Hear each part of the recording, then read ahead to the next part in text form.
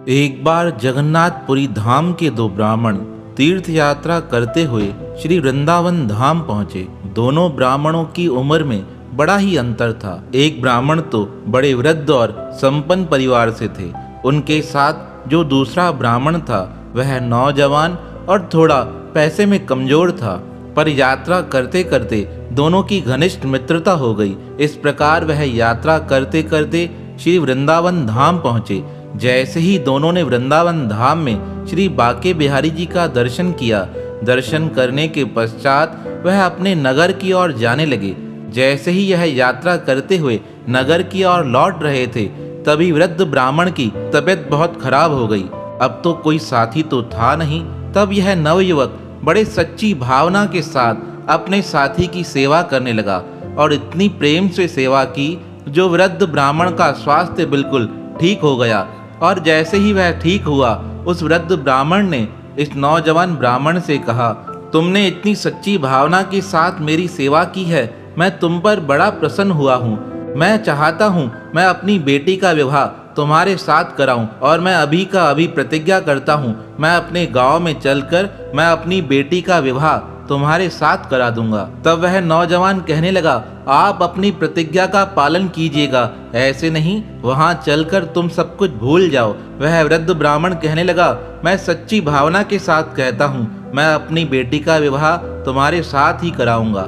यात्रा करते करते जैसे ही वह अपने गांव पहुंचे, तब वह युवक वृद्ध ब्राह्मण से कहने लगा, आप अपनी प्रतिज्ञा का पालन कीजिए, अपनी लड़की का विवाह मेरे साथ करा दीजिए। तब वह वृद्ध अपनी धर्मपत्नी और कुटुंबियों के साथ सलाह कर कहने लगा, मेरे रिश्तेदार और मेरी धर्मपत्नी इस रिश्ते के लिए तैयार नहीं है। आप तो पहले ही प्रण कर चुके थे कि मैं अपनी बेटी का विवाह तुम्हारे साथ कराऊंगा। तब वह वृद्ध ब्राह्मण गुस्से होकर कहने लगा, यह वचन किसको याद है, किसने सुना था जो तुम मुझे बार बार एक ही बात याद कराते हो। तब वह नौजवान कहने लगा, तुम इस प्रकार असत्य कैसे कह सकते हो, तुमने ही तो वचन दिया था और जो प्रतिज्ञा देकर उसे पूर्ण नहीं करता है उसे महापाप लगता है।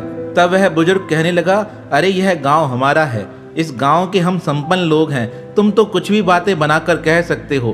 तब वृद्ध की बातें सुनकर वह नवयुवक पंचायत में उपस्थित हुआ और पंचायत उपस्थित कर वह पंचों से कहने लगा, हम दोनों साथ तीर्थ यात्रा पर गए थे और तीर्थ यात्रा करते करते जब वृंदावन से लौट रहे थे, वृंदावन से लौटते समय इस वृद्ध ब्राह्मण की तबीयत बहुत खराब हो गई थी। तब मैंने सच्चे भाव से इसकी सेवा की थी।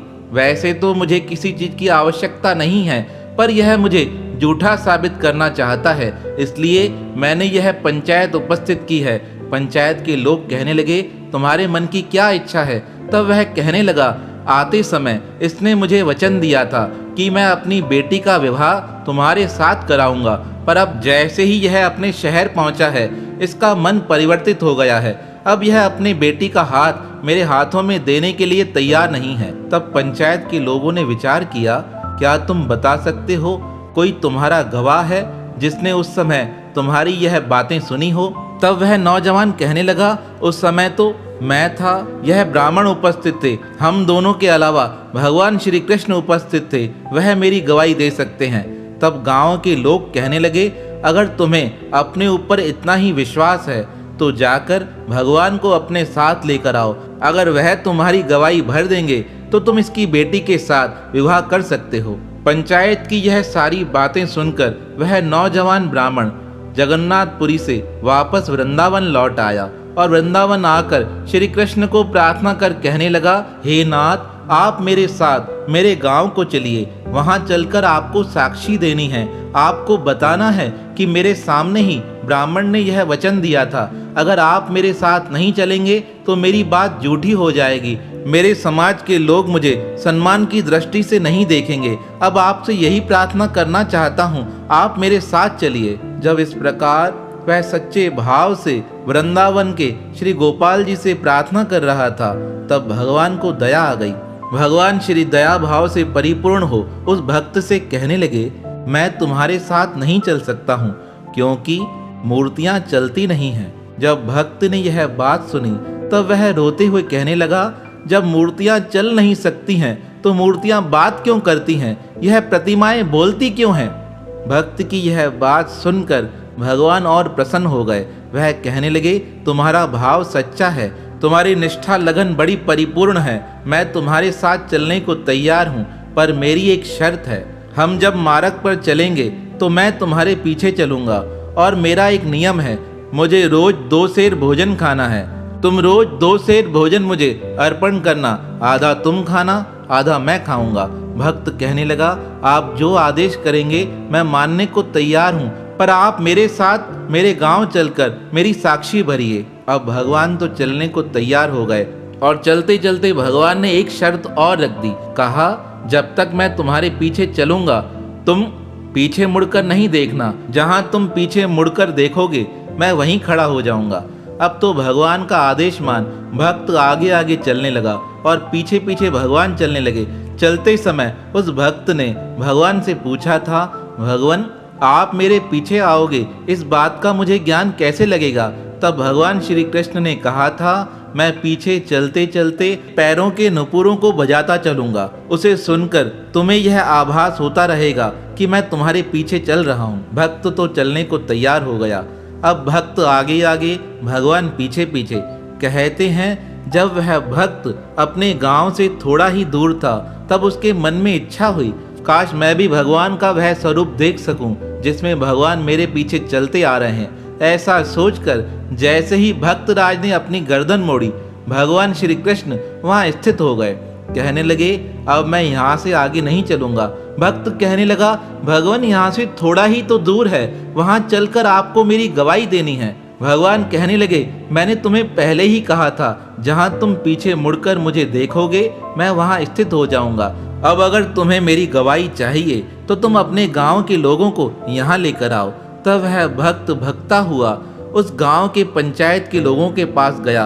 पंचायत के लोगों से कहने लगा, श्री कृष्ण मेरी गवाही देने के लिए उस गांव तक आ चुके हैं, अब आप सब चलकर उनसे यह सारा वृतांत पूछ लीजिए। पहले तो पंचों को विश्वास नहीं हुआ, पर उस भक्त की बात सुनकर वह सब लोग भगवान के समक्ष उपस्थित हुए। तब श्री वृंदावन गोपाल की मूर्ति ने उस नौजवान की साक्षी भरते हुए कहा, यह नौजवान जो कहता है वह बिल्कुल सच है।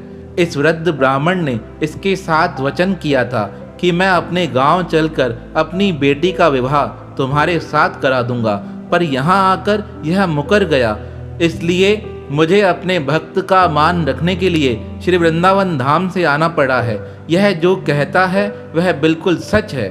जब सब लोगों ने मूर्ति के मुखारविंद से यह बात सुनी तो सब आश्चर्यचकित हो गए। वह सब कहने लगे, यह तो बड़ा दिव्य भक्त है जिसके लिए भगवान स्वयं यहाँ तक चलकर आए हैं। तब वह सब हाथ जोड़कर भगवान से कहने लगे, हे भगवान, हमारे मन की इच्छा है, आपने यहाँ उपस्थित होकर अपने भक्त का मान बढ़ाया है, हमारी यही इच्छा है, अब यहाँ से आप कहीं ना जाएं। तब श्री कृष्ण ने कहा, मैं अपने भक्त के प्रेम के वशीभूत होकर यहाँ तक चलकर आया हूँ, अब मैं यहाँ से कहीं नहीं जाऊँगा। कहते हैं फिर वह श्री गोपाल जी का विग्रह लौटकर पुनः वृंदावन नहीं आया।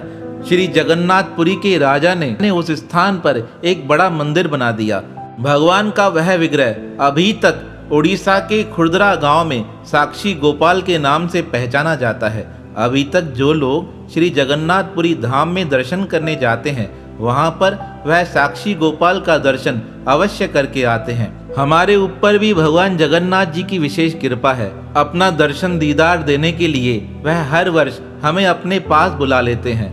बस यही उनके चरणों में प्रार्थना है, जब तक यह जीवन है उनका दर्शन हमें इस प्रकार निरंतर प्राप्त होता रहे। वह साक्षी गोपाल की मूर्ति जहाँ स्थापित है, वह मंदिर भी बड़ा दिव्य है, पर आजकल परिस्थितियां बड़ी चेंज हैं। जब आप दर्शन करने जाते हो तो वहाँ ब्राह्मण लोग आपको बही खाता लेकर आपका नाम लिखाने का प्रयास करते हैं। मैं उनसे यही प्रार्थना करना चाहता हूँ, अरे भगवान के समक्ष जीव उपस्थित हो गया, तभी उसकी हाजिरी लग गई, नाम लिखाने की क्या आवश्यकता है। भक्त तो अपने मन को भगवान के श्री चरणों में ही समर्पित करना चाहता है, यही उसका भाव होता है। तो ऐसे साक्षी गोपाल जो भक्त के लिए वृंदावन से चलकर उड़ीसा तक आ गए, ऐसे भक्त वसल भगवान के पावन श्री चरणों में हमारा बारंबार प्रणाम है, प्रणाम है, प्रणाम है।